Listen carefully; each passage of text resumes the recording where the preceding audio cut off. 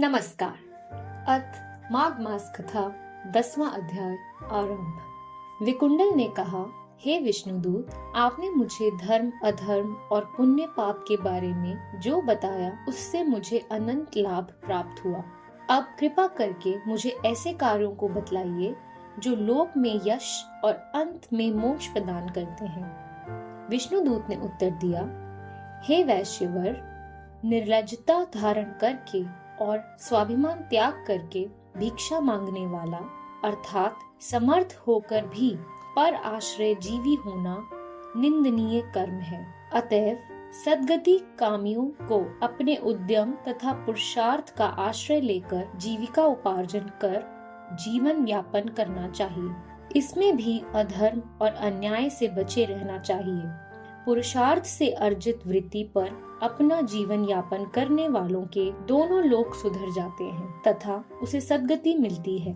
ब्रह्म मुहूर्त में शय्या त्याग कर और नित्य कर्मों से निवृत्त होकर तथा स्नान आदि करके भगवत भजन करने के बाद अपने जीविका उपार्जन कर्म से प्रवृत्त होना चाहिए। ऐसा करने वाले सब सुखों को प्राप्त करते हैं। शास्त्रकारों ने प्रातः काल ब्रह्म मुहूर्त में शय्या त्याग करने का कड़ा आग्रह किया है। सुखी और धार्मिक जीवन जीने के लिए मनुष्य को सूर्योदय के पूर्व ही नित्य कर्मों से निवृत्त होकर स्नान और वस्त्र परिवर्जन करके ईश्वर की आराधना करनी चाहिए।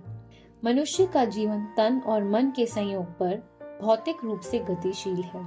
प्रातः काल के स्नान से मनुष्य का तन और मन दोनों स्वच्छ, निर्मल और स्वस्थ रहते हैं। जो मनुष्य बिना स्नान किए और ईश्वर का ध्यान किए खाने पीने में जुट जाते हैं, वे क्रिया भ्रष्ट जीवन जीते हैं।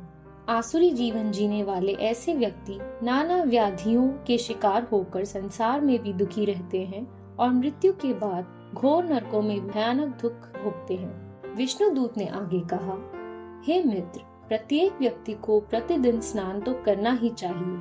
माघ मास में तो पूरे विधि विधान से करना चाहिए।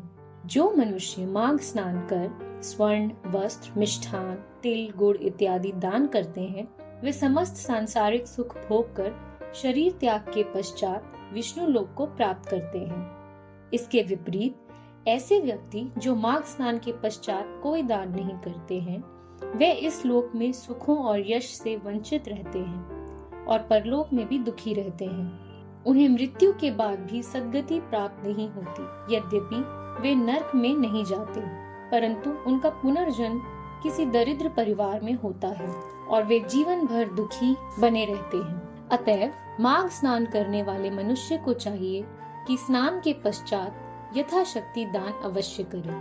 सुख के अन्य साधन बतलाते हुए विष्णुदूत ने कहा, हे विकुंडल, जो मनुष्य धर्म में आस्था रखते हुए सत्य और मृदु वचन बोलते हैं, क्षमा, दया और अहिंसा का पालन करते हैं, क्रोध से दूर रहते हैं तथा गुरुजनों का आदर करते हैं, ऐसे व्यक्ति सदा सुखी रहते हैं। इसी प्रकार जो इनके विपरीत आचरण करते हैं, वे सदा दुखी रहते हैं।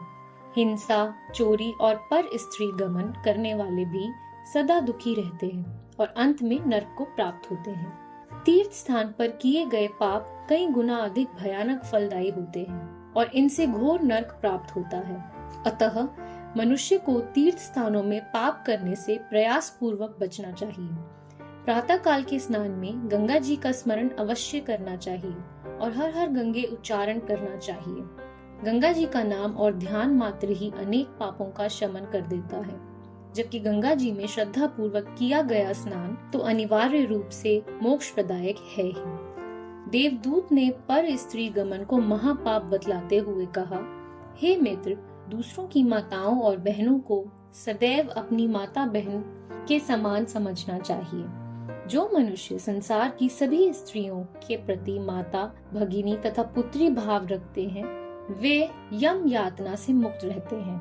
इसी प्रकार माता पिता तथा गुरुजनों की सेवा करने वाले भी दोनों लोकों में सुख प्राप्त करते हैं। जो स्त्रियां अपने शील और धर्म का पालन करती हैं, वे भी दोनों लोकों में सुख प्राप्त करती हैं।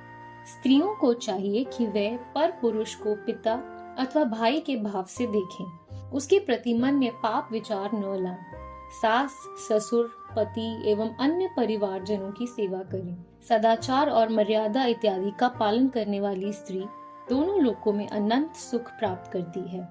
नैमिषारण्य तीर्थ में 60,000 ऋषि मुनियों को विष्णु दूत और विकुंडल का यह संवाद सुनने के पश्चात सूत जी ने कहा, हे ऋषियों, जो मनुष्य श्रद्धा और भक्ति पूर्वक इस अध्याय का स्वयं पाठ करे, दूसरे को सुनाएंगे अथवा स्वयं किसी से सुनेंगे, वे समस्त सांसारिक सुख भोग कर अंत में विष्णु लोक को प्राप्त करेंगे।